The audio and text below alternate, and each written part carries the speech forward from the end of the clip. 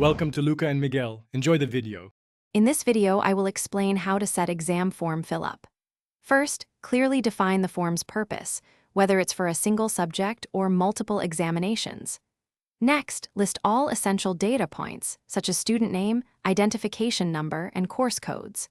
Finally, establish a firm submission deadline, perhaps 2 weeks before the exam, and any applicable fees, like a $20 processing charge. This initial planning ensures a smooth and efficient process for everyone involved.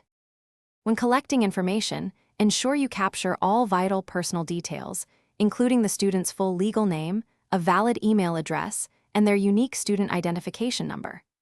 Academically, require specific course codes and the exact names of subjects they intend to sit for.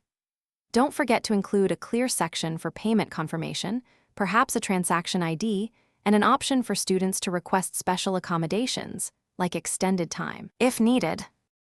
A well-structured form is crucial for user experience.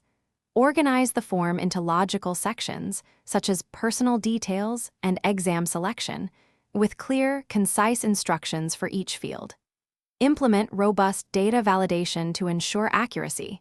For example, student ID should be exactly 8 digits long. Utilize features like drop-down menus for course selection and checkboxes for agreement statements to reduce manual input errors and streamline the filling process. Once the form is complete, ensure there's a prominent submission button and an immediate confirmation message upon successful submission.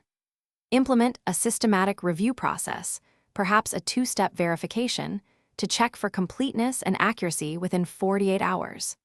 Finally, clearly communicate the next steps to applicants, including when they can expect their exam schedule or admit cards, typically within 1 week of the submission deadline. Thanks for watching and please subscribe. It's the best investment you'll ever make.